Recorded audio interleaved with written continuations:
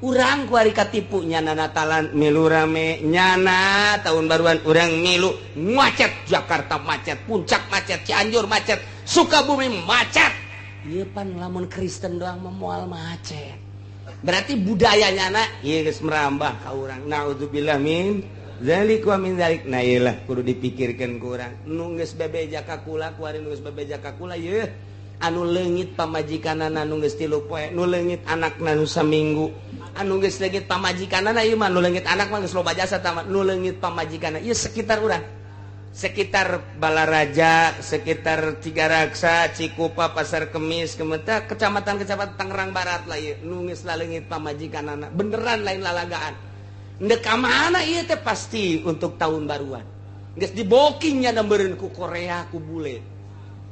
Ya Allah, aku lagi milu prihatin. Ditanya aku lah salakina, anu boga anak sabaraha, anu boga anak 2, anu boga anak 3, anu geus boga anak, anu geus lila cenah berumah tangga ngan teu boga anak. Lah leungit coba ieu. Ke gira-ge, beres tahun baru maruncul deui. Periksa coba papalangkakan anakku. Coba ngagedean tan teh coba ieu. Masyaallah. Baheula mah urang ngadenge tahun baru ngadenge Natalan teh di kota ku ari maka urang ieu kakara kos kikieu kok tahun berikutna sesuai jeung Kangjeng Nabi wa taqdilana bihajami aman natlubuhu minal hajat wa tarfa'una biha indaka ala darajat nah ieu aya instruksi ti Gusti Allah dalam rangka dakwah nak cek Gusti Allah Muhammad lah eta jelema nu diajakan ku aranjeun hajunya ngalelewe kana ajakan anjeun yane kana agama ngalelewe ngaheureuy-heureuy nyana teh ngahina-hina nyana eta teh balieuran bae tinggalkeun heula untuk sementara. Kedua jelema anu katipu ku kahirupan dunia sehingga nyana teu beunta mata hatena teu neuleuh kana agama nu lurus ta eta ge balieuran heulanan ke geus rada tiis sugan asup wa dzakir bihi antubsala nafsum bima kasabat laisa laha min dunillahi waliyyu wala syafi'. Tugas anjeun mah cek Gusti Allah ngararapih jeung ngabeberes makhluk supaya nyahoeun ka pangeran nu asli nu ngadalem langit bumi katut eusina jeung supaya nyana ngalaksanakeun instruksi-instruksi perintah-perintah Allah. Coba lalaunan macak Gusti Allah balieuran heula tinggalkeun ke datangan deui ulah datang ka nyana terjerumus ka neraka ku sebab nyana can nyahoeun ka pangeran nu asli. Tugas anjeun teh dakwah supaya nganyahokeun manusia nyaho kana bener. Lain haju ditinggalkeun geus lah aing mah moal hayang deui ka sia jadi siapa diri naon kitu ngaranna diajakan ge kitu-kitu kene bae geus aing badak indit teu meunang kitu ta nabi mah teu meunang kos kitu kudu tenang arahan kumaha carana lamun urang ngampakan kayu bongkolna kayu Ambon uratna sing paringkel eta here hese jasa kudu ku ahlina lamun nu lain ahlina kampak beak 12 can kumaha can kuku bae tapi lamun ku ahlina mah dideuleug gunyan oh ka dieu uratna trek lalaunan ke ka dieu deui trek lalaunan ke ka dieu trek lalaunan ternyata sakaligus lah urang nu neuleukeun ge ngeunaheun nu neuleukeun ngeunaheun asa deuk bisa begitu urang ngampak tuh kelek sengkleh eta teh ku ahlina mah babar. Ieu mah hese jasa ye kunyana ge geus dikitukeun hese geus dikitukeun hese ditangtungkeun kunya di beji. Moal nyahoan ka beji kurang mah lain kampung beji mah. Beji kunyana trek. Wah, langsung dikampak. Engke belah sorangan. Ngabeji ge aya henteu nyaho uratna mah tetep bae hese bae. Ngabagal bae ngabagal. Tapi lamun nyaho uratna mah awewe eta sarua jeung bongkol Ambon hese teh awewe eta beuki berat mah leuwih berat awewe mah wah buagal we sesuai jasa tah ieu teh kudu dibeji bukan pakes teh bisa geus gampang eta nu mata kaju pepegatan ancur-ancuran padahal mah anak geus 5 tapi tetep aja teu bisa dilanjutkeun deui naon eta lantaran ieu ngabagel wese lain hese deh wese jasa hese pan aya awewe mah hayangna kieu babari sebenarnya awewe mah hayangna ka deuk ka kotanya mana tuh duitna sabaraha butuhna aya bener mangsa 2 juta mah 3 juta wow abang sayang kos kitu eta awewe mah hayangna kos kitu geus dia momoy balik dia nanti kota aya balanjana aya kira ada ka kota deui bisa di ka kota deui disadiakeun dia tah 5 juta bah atuh jana ge geus kikiran bae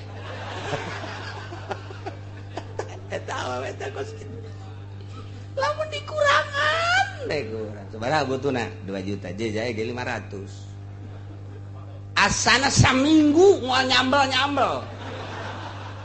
kapangi mah kapangi sakumaha jeung musuh nah eta beji eta kos kitu beji eta kos kitu beji masyaallah hese hartina kudu nyaho urang orang lamun keur boga bere ngan tetep dinasehatan ye duit mah cekel bae lah itu butuh mah ulah ulah dipake cek urang teh cukup tah nasihat jadi ketika nyana minta deui urang teu boga iya atuh ai boga mah insyaallah ya ieu keur usaha ieu mah cekel bae sakitu can aya ke 2 poe 3 poe deui masalah boga eta ngaranna nyaho urat nah uratnya lagi atuh geus pahamun nyana ge lamun jauh duit cek urang teh ge 500 tah ai neuk los bawa henteu geus sabodo lah atuh ujianna di beji ge eta jadi eta urat tah masyaallah kudu leuleuh jeung awewe masa kumaha nampak endog beubereum goyang-goyangan peupeus acak-acakan iya tah masyaallah nah dakwah ge kos kitu. Bayangkan coba Kangjeng Nabi Nuh alaihi salam umurnya 900 tahun nyana dakwah datang ke 400 tahun kakarak diangkat jadi rasul 400 tahun diangkat jadi rasul nyana dakwah bae terus datang ke umur 900 tahun tinggal 50 tahun deh nu milungan 50 coba cak Kangjeng Nabi Nuh eta lamun lain rasul geus ditinggalkeun ka mana meureun ditinggal mah Kangjeng Nabi Yunus dakwah kakarak ninggalkeun doang ge eta disiksa ku Gusti Allah bentuk siksaanana diasupkeun ka jero laut antaranya ninggalkeun kaum cak Gusti Allah kunaon haju ninggalkeun tugas maneh mah dakwah daekeun jeung teu daekeun lain urusan maneh Yunus urusan aing cak Gusti Allah siapa dakwah mah dakwah bae tah eta teh rasul-rasul nu baheula teh ku urang teh kudu dijadikeun contoh dijadikeun itibar terutama urang ku ari sebagai umat Kangjeng Nabi urang Kangjeng Nabi na dakwahna aya metode khusus atuh kurang tinggal nuturkeun bae urang turutan Kangjeng Nabi urang Kangjeng Nabi Muhammad sallallahu alaihi wasallam ngan konsepna ti baheula di zaman Kangjeng Nabi Adam, Nabi Idris, Nabi Nuh, Nabi Ibrahim datang ka Kangjeng Nabi Isa, datang ka Kangjeng Nabi urang, wabeh dakwah teh kudu ngalepaskeun dunia. Lain haju nyeun proposal. Dah, teu ieu mah geus, ieu mah dakwahna lamun nyeun proposal, ieu mah dibarengan ku Syaithanir Rajim. Ti baheula deuleu Quran, ngisahkeun berbagai nabi. Nu acak-acakan dakwah lamun geus sayang dunia gas moal luhur agama moal luhur setiga-tiga can moal bae eueuh ti dituna dakwah nabi mana dakwah nu titah neangan dunia eueuh lepaskeun tina dunia urang lamun ngadengekeun lamun urang kayak dihareup bakal aya sejarah Kangjeng Nabi Ayub ngan jauh kene bakal di harapan mah kurang Kangjeng Nabi Ibrahim. Kangjeng Nabi Ayub mah jauh kene. Asana bangsa aki-aki maka buru paeh teh heula. Rame jasa mangkani. Ya Allah, Kangjeng ieu sakedeung deui mah Kangjeng Nabi Ibrahim. Kangjeng Nabi Ayub emang kumaha coba dakwahna? Begitu dakwah terus nyana ngajakan, nyana ibadah, nyana ngadoa. Digoda ku setan, terus bae nyana mah salat. Lah, cek setan teh eta mah ibadah jeung dakwahna ge.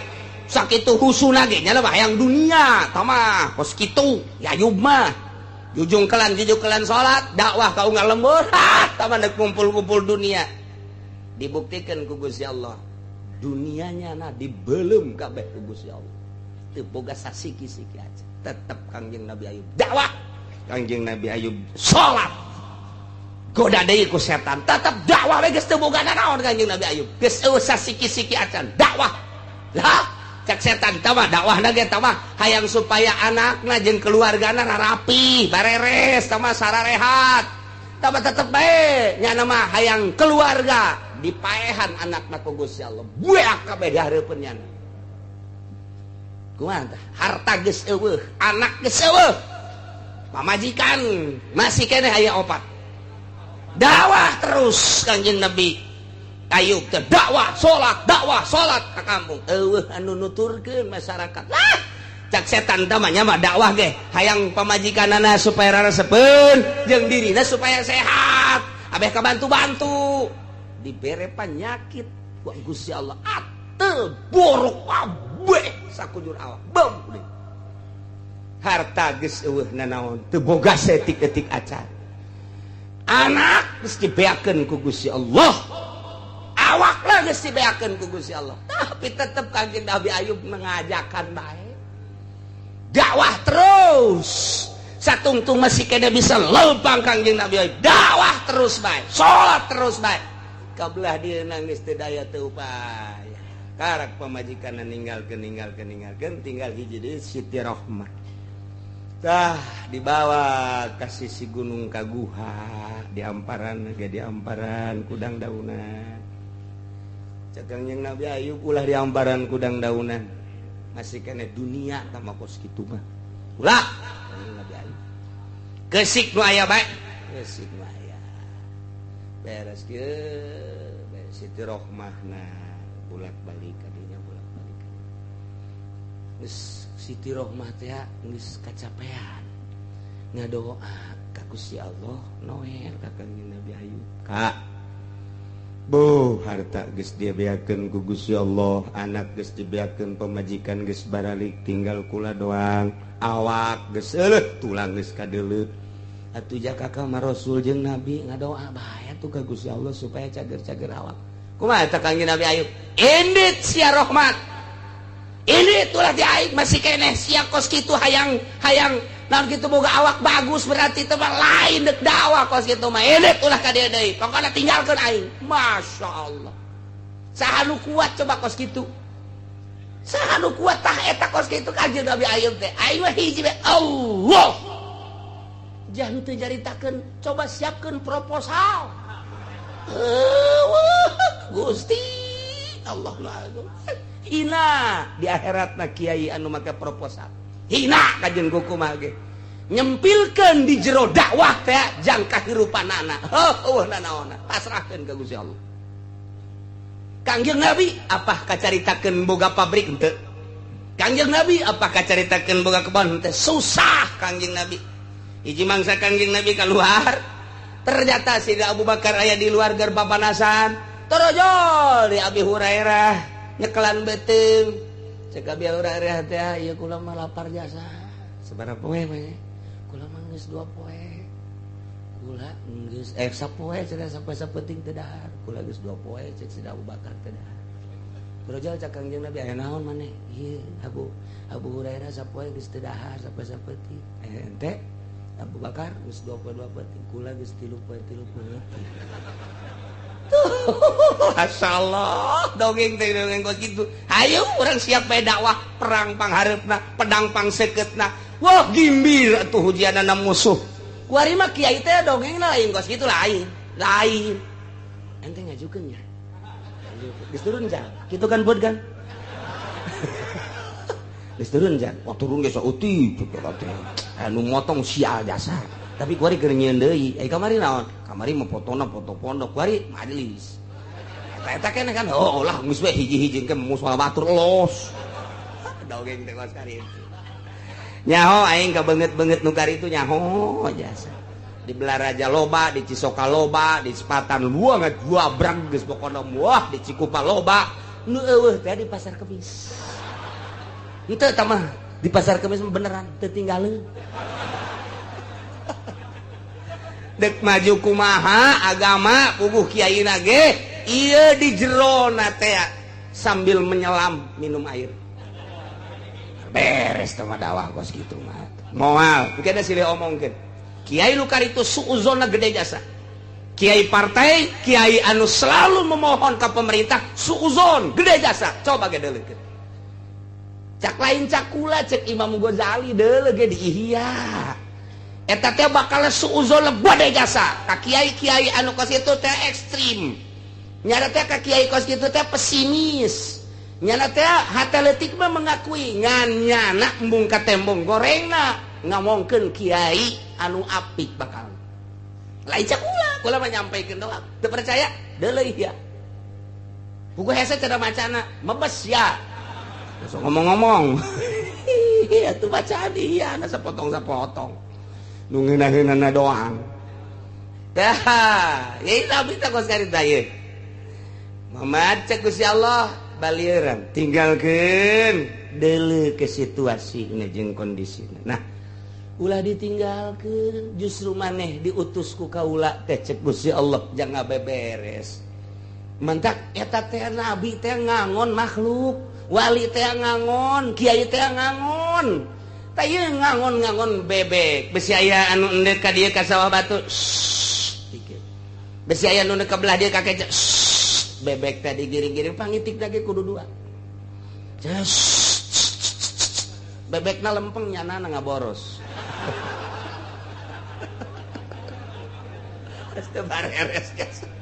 aduh tinggal bebek banyi lah goy aing di hus-hus aing siap mapal cak bebek gas aing dek mapal bae mapal berjamaah itu bareres Masya Allah kiai dek mapal atuh dek kumaha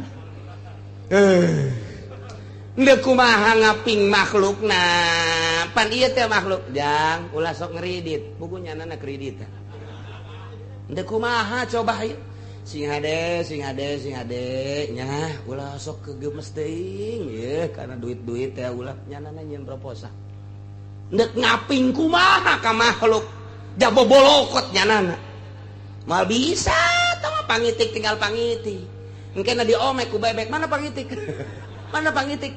mana ayo aing pangitik ya mal beres lantaran nyanana bobolokot tuh mazhar wae jeung nitahan tahajud nyanana kerek bae. Diintip ku jelema sia nitahan tahajud bae diintip bae. Teh hudang bae. Heh sia. Kaing sia nita tahajud gitu. Sia mah kerek bae. Jatuh mah nitah-nitah. Atuh bener mah bener kan mal beres. Mal beres kajen gua kumaha. Coba kos kolot ulah-ulah nonton TV. Ya sia nonton TV bae ka anakna. Pugunya anak keur nonton TV kieu bae. Nonton TV bawa enak sakana aing teh nyana ieu nu puyeng je abah tak kula ieu sia kunaon dia pan ka kula ti ulah nonton TV aya abah keur naon aing mah kolot wal beres jakeur ieu mah ketika jadi kiai teh paapik-apik pasono-sono parapih-rapih silih doakeun lain silih dedeskeun lain silih omongkeun baheula mah sebab naon dibeungkeut ku agama Islam ngaranna di jero Islam dibeungkeut ku tujuanna hiji ngagungkeun Gusti Allah silakeun dek di mana bae di pemerintah tah di organisasi tah di partai tah di tani tah di dagang teh hiji tujuanna dibeungkeut ku agama dibeungkeut ku tujuan Allah moal aya naon asas geus kaluar tina beungkeutan eta bae moal beres agama tinggal agama meungkeut tapi tujuanna geus lain sieu mah tujuanna hayang kedudukan sieu mah tujuanna hayang dunia agama mah agama bae ngan beungkeutan kaduana nu hese Nah Muhammad wadzakir bihi elingan ku anjeun ku Al-Qur'an pituturan supaya li alla tubsala nafsum bima kasabat supaya ulah terjerumus ka neraka ku sebab pagawean-pagawean manehanana laisa laha min dunillahi waliyyu wala syafi' di mana geus terjerumus ka neraka lantaran didakwahan supaya percaya pangeran teh Allah endahan ka patung didakwahan supaya terus ngalaksanakeun parentah Allah endahan maksiat akibatna engke manahanana terjerumus ka neraka di neraka laisa min dunillahi waliyyu wala syafi eueuh nu bakal ngurusan nulungan eueuh nu bakal nyapaatan nu bakal ngaropea moal aya neraka nu Allah jang nyadiakeun jelema anu maksiat ka Gusti Allah nu musyrik ka Gusti Allah saha nu deuk nulungan jeung saha nu deuk ngaropea moal aya ulah datang ka kos kitu cak Gusti Allah bere pepeling make Al-Qur'anul Karim ulah datang ka terjelumus ting jarungkel ka neraka eta kaya kiai ngadakwahan manusia teh ainyanana pi neraka nggak kumaha tuh coba ngomong lagi mau bisa ngomong cau dong teu jelas cak masyarakat cau teu jelas tah mantap ngalempengkeun ka Gusti Allah dilempengkeun ku parentah-parentah jeung laranganana di dirina bobolokot ku panyakit-panyakit moal tegas agag-agagan ngomong teh sebab ngarasakeun dirina aduh isin ka sorangan tuh tapi lamun lempengnya na pangeran hiji Allah parentahanana salat puasa zakat haji laranganana ulah kredit ulah proposal ulah kos karitu bangsa haram nyana tegas daekeun jeung daekeun nurut jeung teu nurut lain urusan kiai urusan Gusti Allah ngan jelas kadengena ngeunah cara para wali-wali Allah subhanahu wa ta'ala mantap kudu zahiron wa batinan tah Muhammad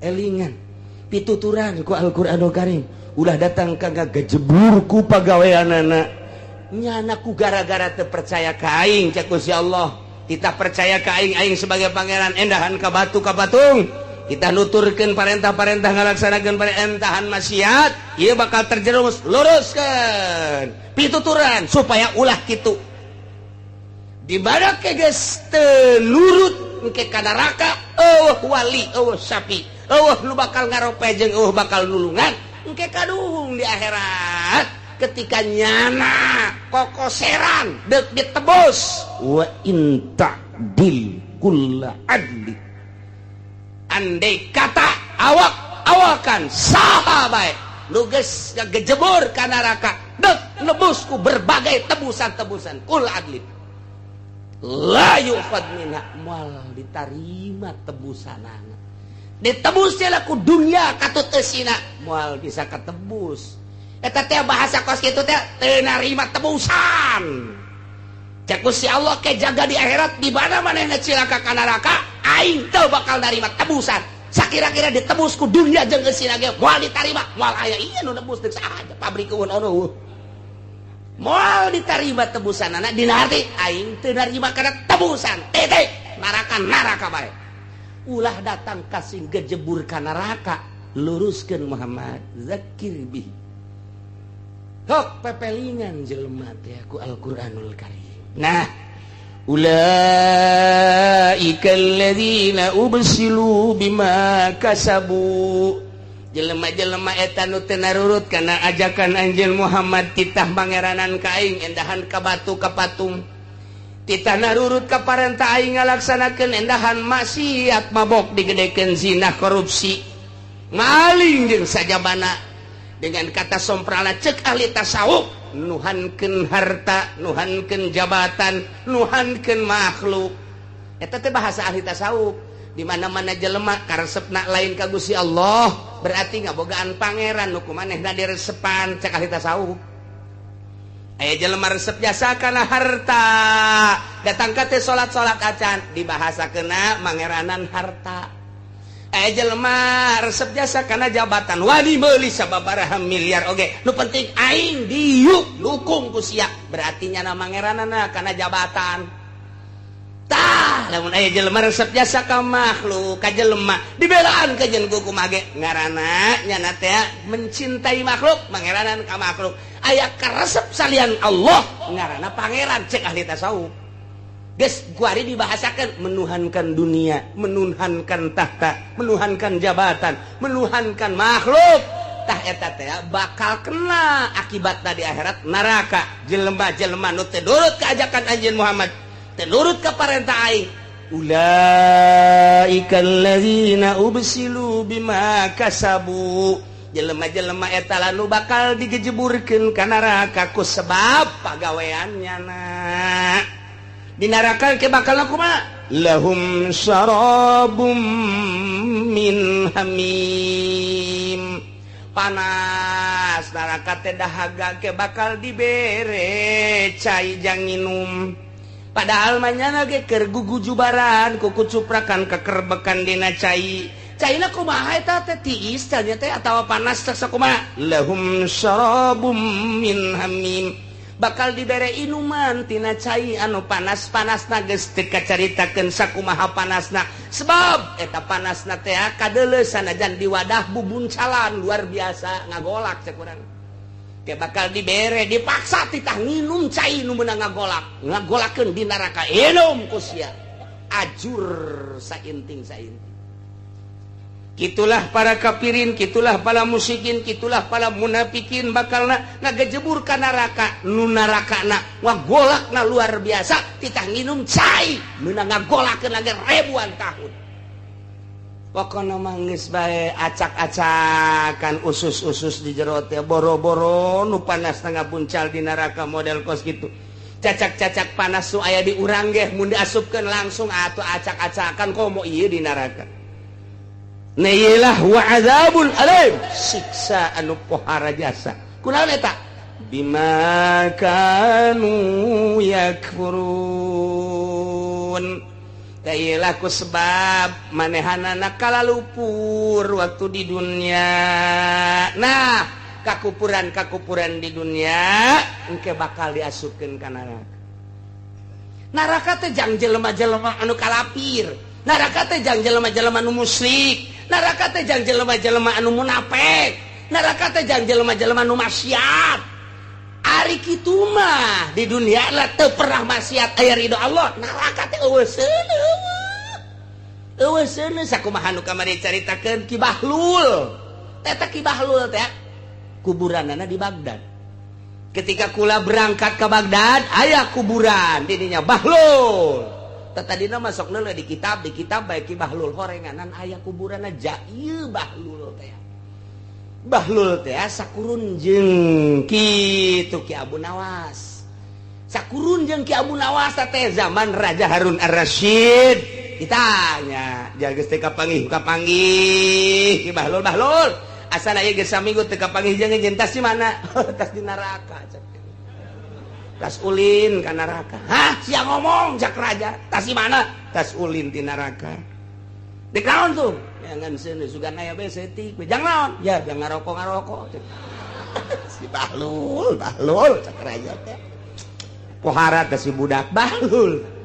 Jadi Ki Bahlul teh seorang wali, seorang ulama, sarua jeung Abu Nawas. Ulama, wali. Cuman manehanana embung katangen, embung kanyahoan kawalian jeung kaulamaanana. Sebab Raja Harun Ar-Rasyid memeh nyana jadi wali, yakni keur raja nyana teh diktator. Kumaha aing bae cek Raja Harun Ar-Rasyid. Mantak embung teu make Al-Qur'an sepenuhna. Mantak Ki Bahlul ya wali, ulama, cuman nyana teh wawalah disebut Bahlul. Bahlul sia. Jadi nyana mah embung kanyahoan kiai, embung kanyahoan kiai. Kuari mah nu lain kiai hayang kanyahoan kiai. Artis kikiayanan. Coba ya, musisi kikiayanan. Coba nu kumaha pelawak hayang di kiai-kiai. Nu kiai asli mah embung murikak bulu disebut kiai teh ya, sebab kiai teh kiai nusok ya Allah, ya ilahi, ya Allah, ya ilahi. Ima lain mah ya kredit, ya proposal, ya kredit, ya proposal. Wal beres gitu bata mah. Tah, nu kiai asli embung di kiai-kiai, nu lain kiai hayang di kiai-kiai. Tah ieu mah dokter Andes teh doang tadi disebut marah. Ente kurang tuh. DRS-nya mahal itu. Oh iya, maaf ya. Guys, Dokter Andes Kiai Haji Arif yang saya hormat. Ujungnya S1. Apa itu S1? Kita kecap benteng. Siungin teh. Aduh, Masya Allah, Masya Allah. Ya Allah. Bahlul. Kumaha teh mana? Tah si neraka. Nu bener. Tah saon tuh? Nengen seuneu. Manji. Eueuh. Kumaha sia teh bareng kieu? Ulah barang datang ka penjaga neraka aya malaikat di dinya. Ulah minta. Malaikat? Ulah. Ieu neraka. Mohon. Bisa kula neuleuh coba pangbukakeun. Ai kitu rek naon? Coba rek neangan seuneu saeutik we. Yang naon cek malaikat? Lah perlu. Cek malaikat teh atuh moal aya ente sangaran ana Bahlul. Lul cek malaikat eueuh tanda-tanda seuneu ente mah. Ente coba hayang leuleuh. Dibukakeun ku malaikat zamania teh. Pek. Tah silakan ieu neraka. Asupna ka neraka. Yo. Pan cenah cak Muhammad, cak Anjeun Nabi neraka teh seuneu ja ieu satungtung deuleu eueuh seuneu naon kakidul eueuh seuneu ka kaler eueuh seuneu ka wetan eueuh seuneu ka kulon bohong berarti eueuh seuneu pancena neraka teh seuneu kan eueuh keluar deui nya malaikat kok enggak ada api. Kemana ini apinya? Katanya neraka itu api kok gak ada. Kemana itu nerakanya? Oh Bahlul, neraka itu tidak ada api, cuman tempat api. Tempat api, iya. Apinya di mana? Apinya mah nanti orang Cikupa yang main gapleh, nah dia bawa balak genep nanti ke sini. Itu bawa api sendiri dia. Oh begitu? Iya. Yang orang sonono, orang Pasir Gadung yang suka main ayam di kawasan. Nah, itu dia mati nggak tobat. Nah, itulah ngaduin ayamnya dibawa ke neraka, dia bawa sendiri. Yang mabok, nah itu nanti bawa api ke sini.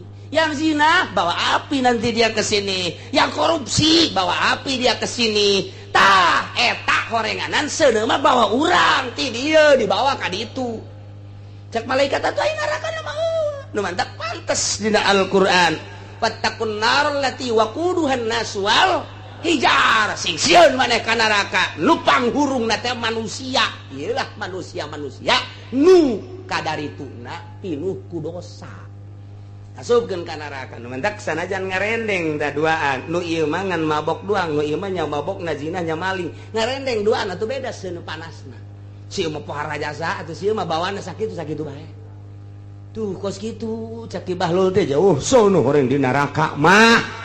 Entak ke Kangjeng Nabi operasi ka neraka. Sahabat operasi. Ulama-ulama operasional terus ka neraka. Teu panas sebab teu mawa seuneu ti dieuna ka ditu. Bawa urang seuneuna. Geus mun hayang panas ke di neraka, bawa saloba-lobana. Itu bae ulah hese-hese. Sanajan ngarendeng di ditu tah nu ieu mah teu boga piseuneun nu ieu mah pinuh atuh engke nu ieu mah sanajan ngarendeng nu ieu mah parah nu ieu mah teu nu ieu mah aman-aman bae tah nu mantep dipersilahkeun ka dieu teh kitu tuan raja jauh sono horeng di neraka jahanam raja Harun Ar-Rasyid kieu nu bener sia lol bener cenah kira-kira aing mau seureun teu ya asana mah pinuh lu raja.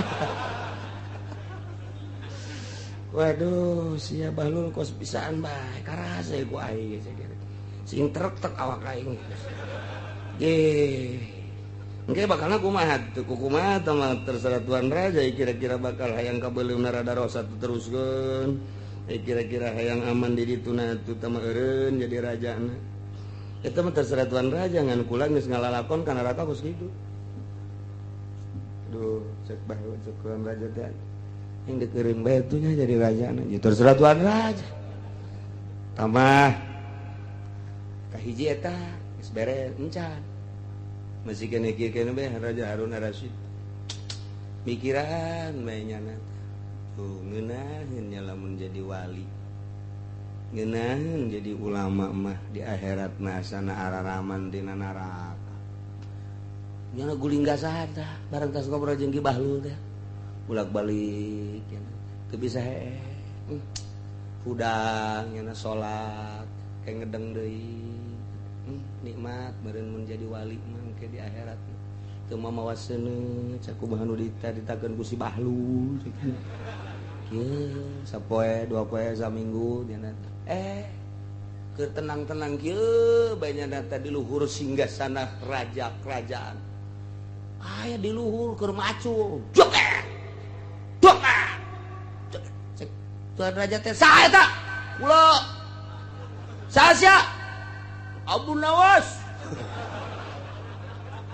keluar aja eta naon tidak termacul di dinya deuk melak cau manya melak cau di luhur cek jana teh geus pokona mah sugan jadi be cek cenah manya melak cau di luhur atuh jamal jadi ka jeung kumaha ge kuduna ge ditaneuh melak cau mah ulah di luhur sungsunan aing manya melak cau di luhur sungsunan moal jadi sia sarua yang jadi wali di luhur kasur moal jadi tageh aya hoa aduh kanasehatan kadua kali Raja Harun Ar-Rasyid sial-sial teuing je bener oge tah Abu Nawas kok nyahoeun aing hayang jadi wali gas atuh turun sia geus saya geus kaharti mah gua lagi deuk turun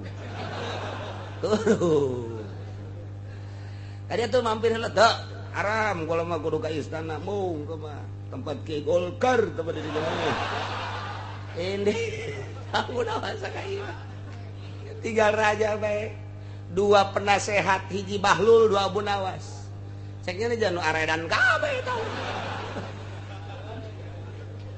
panggil Bahlul tidak ka dia Bahlul coba tudaekeun kunaon cenah tudaekeun anak wallahu alam cek anu diutus coba tidak ka dia Bahlul tas Bahlul tidak ka dia jeung Abu Nawas aing hayang nanya nu sabenerna coba kumaha aing nyeri hati aing ya hiji bakal mamawaseun ya aing cak si Bahlul tah mah kadua melak cau di luhur sungsuna moal jadi hayang jadi wali di luhur kasur moal jadi cak coba aing ngobrol nu sabenerna coba cak ada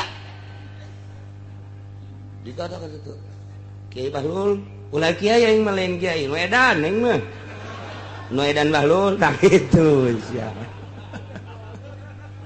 kita kali itu ku tuan raja rek naon sada rek nanya lamun dek nanya lain aing nu tita kadi itu raja nu ka dieu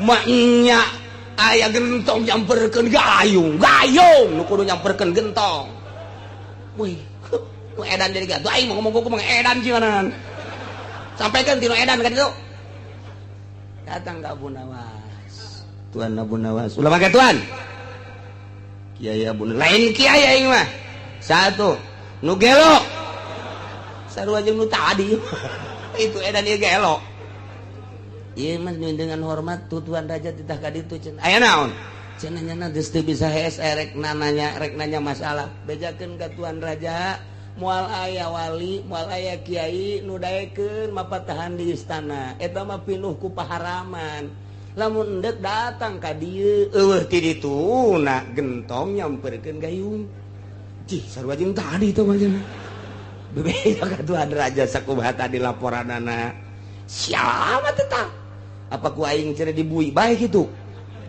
coba bui eta Abu Nawas bui beres tah budak dibui Abu Nawas jasukeun dilayat ku raja Abu Nawas ulang ieu tah gara-gara sogol sia ka aing ku aing dibui jangan ngeunahanan dibuyan sakna nikmat dain dibuyan mah kula teh kudu usaha barang di dieu mah jadi bere dahar nikmat jasa gua mah minta rada kebelan bae dibuyina sakna teh sial-sial teh cak tuan raja sugan teh menyeri dibui horeng ngeunaheun ieu mah kieu bae nu mantak dibui ge lain sabui-buina Aing mendek nanya bae emang kumaha itu syaratna jadi wali. Syarat jadi wali mah naon hiji ulah sok es di luhur kasur. Nomor kedua ulah sok hayang diraja-raja. Nomor katilu ulah sok make kendaraan bagus. Nomor kaopat ulah sok hayang boga naon. Sakitu doang syaratna naon. Naon berat. Gos kitu syarat jadi wali mah. Nu bener bae nu bener simpulna kumaha? Oh kakarak ngaluarkeun dalil. Abu Nawas di jero penjara teh ngaluarkeun dalil nafsu. Begitu la tujalisin nafsa cek Abu Nawas. Ulah sok rerejeungan jeung nafsu. Lantaran nafsu teh adalah ada musuh kendaraan setan. Lamun anjeun ieu digiring-giring ku nafsu jeung setan datang ka paeh moal jadi wali. Sebab wali mah teu boga rasa diri mulia, teu boga rasa diri agung, teu boga rasa diri aya. Geus panghina-hinana, pang lemah-lemahna, pang rudin-rudina di dunia, tah mun geus ngarasa teu berarti boga awak kakarak diangkat jadi wali. Kula neuk guguru atuh ka anjeun. Atuh masalah deuk guguru mah. Ngan kudu kaluar ti istana. Geuk siap kula deuk kaluar ti istana. Ulah siap-siap kudu bebeneran. Bener. Karak kaluar istana dibikeun. Kerajaan dibikeun. Kaluar Raja Harun Ar-Rasyid ngan baju hiji. Calana hiji, serba hiji. Teu meunang make kendaraan. Lempang cumplang campling guruna Abu Nawas kakara dit naon kitu dididik ku Abu Nawas sanggeus dididik terus teu meunang boga rasa agung jeung mulya satungtung boga rasa agung jeung mulya eta teh nyaruaan jeung pangeran nu agung jeung nu mulya mah pangeran urang mah kudu ngahamba nu sabener-benerna jadi hamba ulah boga rasana naon kakarak dirinya seetik geus teu boga rasana naon kasimpulan nama selama 5 tahun Raja Harun Ar-Rasyid ngampleung kakarak ku jelema kuari mah di kota teh diome teh nyahoeun eta raja huluna di kitu-kitu geusina kadang-kadang ulin jeung budak kakarak didinya manggih kanikmatan ibadah Raja Harun Ar-Rasyid. Baheula aing di raja-raja di dunia di akhirat mah bakalna disiksa. Kuari aing dihina-hina di dunia di akhirat aing bakal jadi raja. Tuh kakaraknya nak bebeja deui ka Abu Nawas. Geus jahoeun Abu Nawas ge. Makom demi makom geus dilaksanakeun. Cak Abu Nawas, wahai Raja Harun Ar-Rasyid, kuari kudu jadi raja deui. Ieu naonan raja deui, pimpin umat. Lamun umat teh dipimpin ieu bahaya. Anjeun mah boga wewenang, anjeun mah boga wilayah, anjeun mah keturunanna keturunan ti dituna keturunan ti sahabat. Nah, pimpin, dititah mimpin deui lantaran kuari mah yeuh geus moal hayang dunia. Tita jadi raja deui, dipaksa kudu raja-raja. Jadi raja deui jadi Harun Ar-Rasyid ngan geus jadi wali. Geus kuari mah rajana geus bener-bener dakwah, ngalempeng-lempeng umat, ngarapih-rapih umat supaya umat ulah sasar, diajak ke jalan tauhid, diajak ke Gusti Allah. Baheula mah aing jadi raja hayang untung ti umat, kuari mah supaya umat hayang untung ti aing. Cek Raja Harun Ar-Rasyid lamun aing lamun sia nyararahon naon nu aya di aing hate aing teh naon iwal ti hayang ngalempeng-lempeng sia ngalurus-lurus anjeun pahe para kaum pahe para umat deuk diajak ka Gusti Allah. Geus kuari mah ulah boga pikiran naon aing mingkin anjeun semata-mata deuk diajak ka Gusti Allah tamun geus kos kitu los jadi raja. Mun masih kana jadi raja bohedo karena dunia boro-boro jadi raja nasional jadi lurah moal berak moal becus moal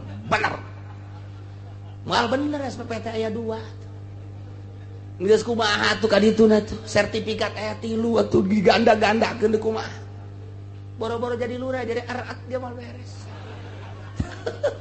moal beres Masya Allah tah kos gitu dididik jadi kudu aya pendidik dek jadi wali teh atuh boro-boro jadi wali dek hayang bisa maca kitab ge kudu boga guru hayang maca Quran ge kudu boga guru hayang bisa maca ieu bae ge ini Budi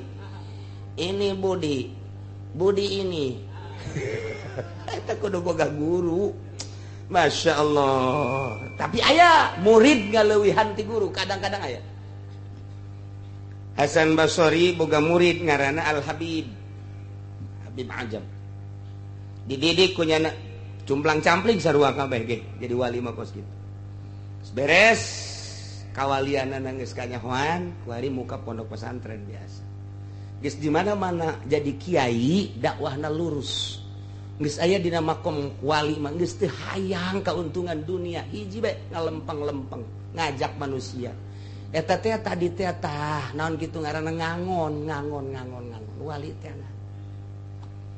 didatangan ku Ki Hasan Basri guru Assalamualaikum Waalaikumsalam Alhamdulillah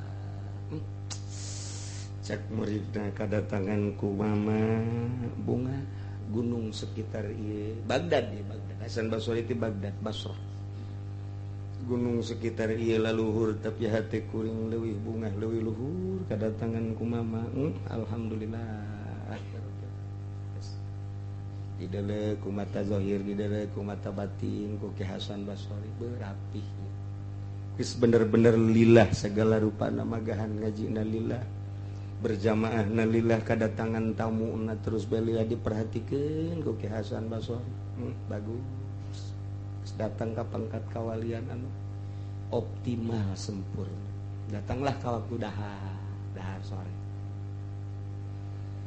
itu dahar roti aya segala aya macam-macam aya pas dek dahar aya tukang menta-menta Assalamualaikum Waalaikumsalam dilele wah Habib murid hampura guru mana kek dicokotan tah naon-naon nu aya roti nu aya di dinya 3 geledek dimikeun ka tukang menta-menta aya lauk daging ayam segala rupa dimikeun aya sanguh dimikeun sedangkan Ki Hasan Basri teh duaan deui mawa batur jadi 3 di dinya pas rotina 3 dimikeun kabeh cara ricing di hareupeun meja kosong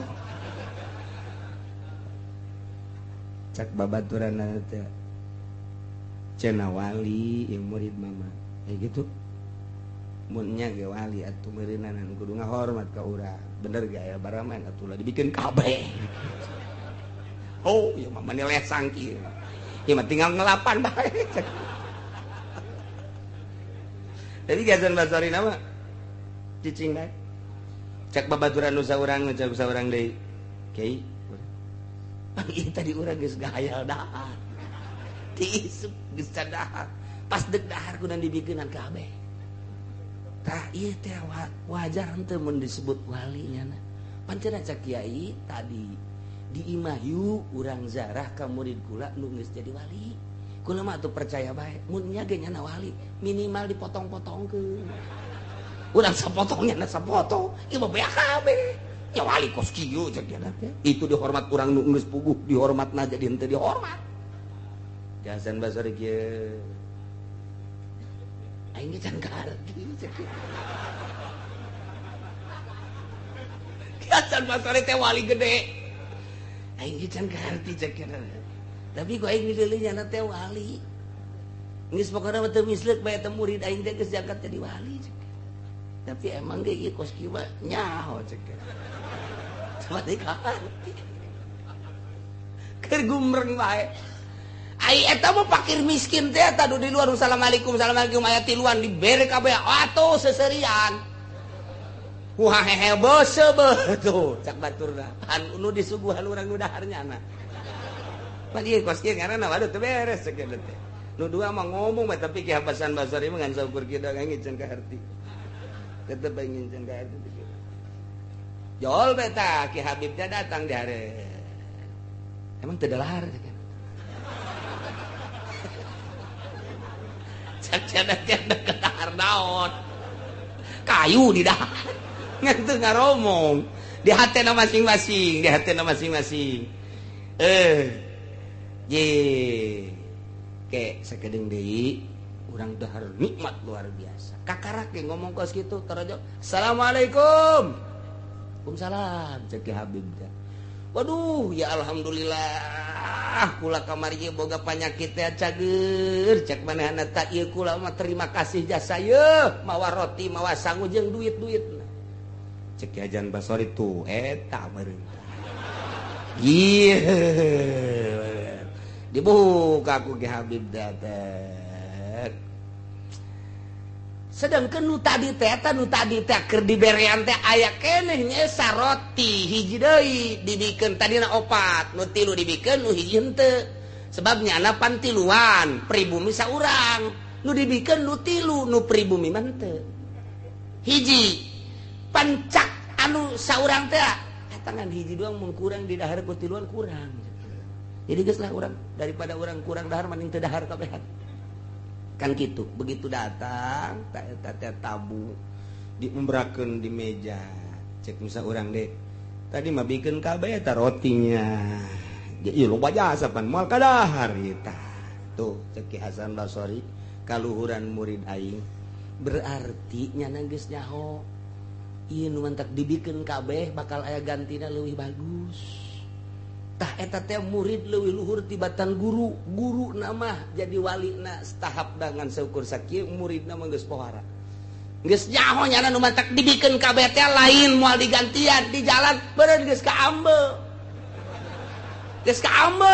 wah ieu menu geus aya di jalan ieu menu ieu eta mantak kieu Hasan Basori beres dahar nyana terus bebeja ka muridna be ieu mama di mama ku anjeun di guruan ku anjeun tapi mama ayeuna deuk nanya ka anjeun ieu mah nu mantak kaju ngaluhuran ti mama datang ka nyaho di jalan ieu geus kaambeuk ku anjeun teh ieu rahasiana naon sakali ditanya dua kali teu daek ngajawab demi Allah make wallah wali mun geus make wallah geus bae teu daya teu upaya kulantaran mama make sumpah kula bisa ngaluhuran mama kula mah ieu eueuh sama sakali cinta dunia jadi kula mah sama sakali jang dahar ge geus teu hayang-hayang acan ai mama mah memang geus cinta teu cinta kana dunia ngan kadang-kadang mikiran jang dahar keluarga aya mama mah kos kitu saeutik kula mah geus teu saeutik ketika acan geus eueuh be pokona mah dinolkeun urusan dahar mah eueuh sabakatul hibal-hibal acan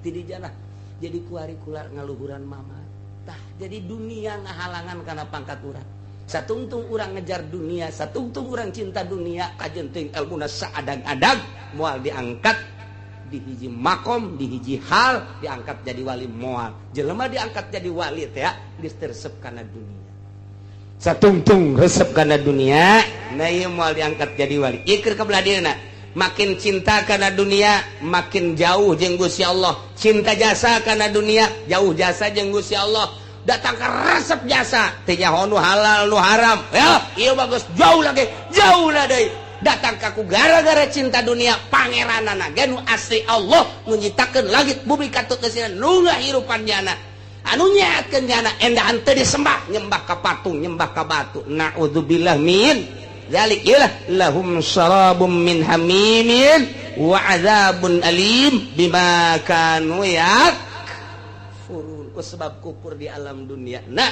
siksa kejadian mantap urang mah kuari alhamdulillahirabbil alamin urang mah iman ka Gusti Allah iman ka Kangjeng Rasulullah Muhammad sallallahu alaihi wasallam tinggal urang ngalaksanakeun perintahanana hayuh urang lalaunan mantepkeun jauhan larangan-laranganana nu sok daek ngaji mah rada deres tapi nu jauh ti pengajian usum natalan milu ku ari natalan usum tahun baruan milu tahun baruan lamun ngan sakadar lu natalan jeung tahun baruan dan Kristen doang moal macet jalan nu ngamacetkeun jalan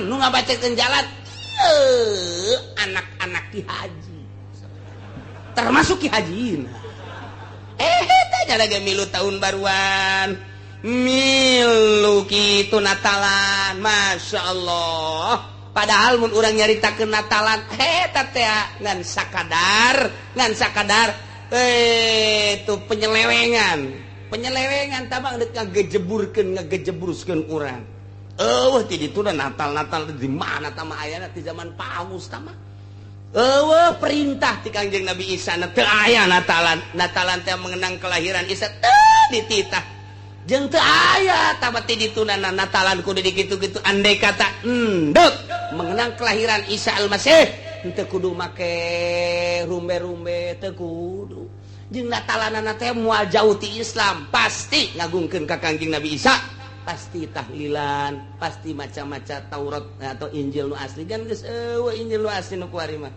Eta mah geus tahrif kabeh oge. Urang kuari katipu nyana Natalan milu rame nyana tahun baruan urang milu macet Jakarta macet, Puncak macet, Cianjur macet, Sukabumi macet. Ieu pan lamun Kristen doang mah moal macet. Berarti budayanya ieu geus merambah ka urang. Naudzubillah min zalik wa min zalik. Nah iyalah kudu dipikirkan kurang nu geus bebeja ka kula kuari nu geus bebeja ka kula yeuh anu leungit pamajikanana nu geus 3 poe nu leungit anakna nu saminggu anu geus leungit pamajikanana ieu mah nu leungit anak mah geus loba jasa tamat nu leungit pamajikanana ieu sekitar urang sekitar Balaraja sekitar Cigaraksa Cikupa Pasar Kemis Kemeta kecamatan-kecamatan Tangerang Barat lah ieu nu geus leungit pamajikanana beneran lain lalagaan. Ndek mana iya teh pasti untuk tahun baruan. Geus dibokingnya nembereun ku Korea ku bule. Ya Allah, ku lagi milu prihatin. Ditanya kula salakina anu boga anak sabaraha, anu boga anak 2, anu boga anak 3, anu geus boga anak aya nu geus lila cenah rumah tangga ngan teu boga-boga anak. Lah leungit coba ieu. Ke gira-ge, beres tahun baru uncul deui. Periksa coba papalangkakan anak gua. Coba ngagedean tang teh coba. Masya Allah.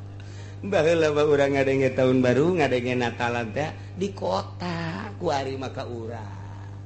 Ieu kakara kos kikieu kieu. Tahun berikutna. Sesuai jeung Kangjeng Nabi, "Mamin zamani illa ba'da syarrun." Beki goreng, beki cilaka. Urang mah kuari geus karolot masih kene bisa menikmati ayat-ayat. Wallahu alam kahareupna zaman anak jeung incu urang masya Allah geus hararese lain lalagaan ieu mah zaman urang baheula keur leutik TV ngan saukur make aki aki geus hese teu bisa nonton TV kabelah dieuna geus make eta naon gara colokan kuari wa TV dibawa geus make 3G geus make BlackBerry kuari geus aya sistem anyar deui wah geus sagala rupa canggih kuari mah nges kadugalan kagorengan dibawa terus setiap saat ke kamar mandi di jalan di mobil dan lain sebagainya mopo ka Gusti Allah ieu keur carita zaman urang aya keneh urang isuk pageto anak jeung incu urang mun eueuh kiai nu teger engke kumaha kiai geus balalangkrut kabeh kos kitu kabeh ku Gusti Allah geus dinonaktifkan Gusti Allah jasa sarua kiai jeung lain kiai batur geridit nyana leuwih hebat geriditna batur nyen proposal na hiji nyana mah 5 berarti cinta dunia na luar biasa nu ngelempeng-lempeng jeung nasehatan anak incu urang coba naudzubillah min zalik wa min zalik sementara eta budaya-budaya Kristen budaya-budaya Yahudi geus merajalela luar biasa isuk pageto pembangunan di dieu perumahan luar biasa nu geus bae ku urang deuleu Sumarekon deuleu BSD deuleu perumahan-perumahan gitu geus teu menyatu jeung agama api lain imah ieu jeung imah ieu teu wau hirup geus masing-masing Al-Qur'an ngan sakada jadi koleksi di luhur lamari doang dibaca teu pernah komo dilaksanakeunna mah nge kumaha sekeliling urang ge perumahan lain ulah mun urang ningali motivasina sangat bagus tapi kandas agama pemerintah geus teu bisa dipercaya ku urang udah bisa dipercaya di bidang agama nah mana aja pemerintah ge ancul-anculan kos gitu atuh pemerintah geus acak-acakan mui geus acak-acakan kuari geus kanyahoan aya sababaraha perusahaan anu make barang haram mui make label halal halal kene geus sabaraha coba tapi kok teu dilaksanakeun di samping eta deui aya nu lain perusahaan-perusahaan gede, perusahaan-perusahaan semacam perusahaan baso, semacam perusahaan-perusahaan ukoskara itu ieu teh aya campuran-campuran barang haram ketika didatangan mah kadinya nyana nyaritakeun haram padahal make barang-barang anu haram ieu teh geus lain lalagahan di urang. Endeu kumaha gebak kahareupna ieu. Ieu geus carita teori iwati urang muntayang ka Gusti Allah. Gusti, mudah-mudahan anak incu urang disalametkeun ku Gusti. Dibere engke nu mawa petunjukna kiai anu lurus, kiai nu bener-bener nu ningalina Allah Subhanahu wa taala tanpa aya embel-embel nafsu jeung dunia. Amin ya rabbal alamin. Gusti mah maha kawasa. Tapi lamun urang ningali sejarah Kangjeng Nabi istimewa, zaman sahabat sangat istimewa, zaman tabi'in istimewa, setelah tabi'in geus mulai rapuh. Ya, 500 tahun Hijriah bangkit deui zaman Raden Patah. Tidinya teu kebel kurang ti sahabat. Ti harita can pernah bangkit deui datang ka kuari. 1400 can bangkit deui. Kakarak endeu kamari lamun nyaho sejarah kamari tinggal salengkaheun deui.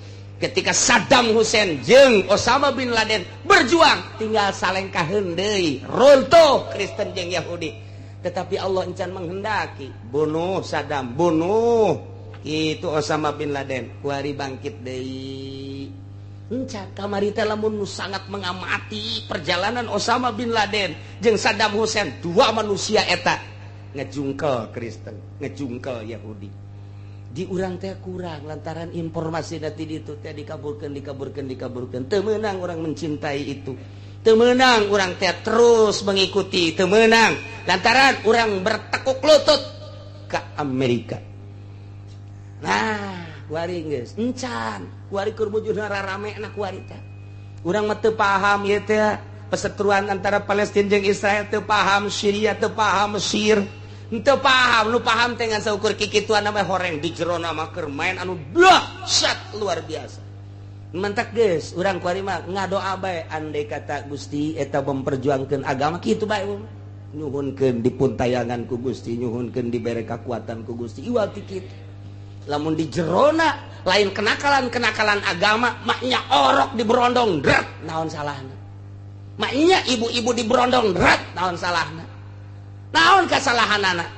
Di Irak mainnya atuh perang kos kitu ded masyarakat kabeh ieu agama lantaran boga sejarah moal kaluar ti 10 negara sejarah Islam dunia moal kaluar ti 10 begitu diamati teh. 1 Syria, nomor kedua Mesir, nomor ketiga Baghdad Irak, nomor keempat Iran, nomor kelima Turki, nomor kagenepna Yordan, nomor ketujuh Yaman, nomor ke-8 kitu Palestina, ke-9 Israel, terakhir ieu Mekah jeung Madinah.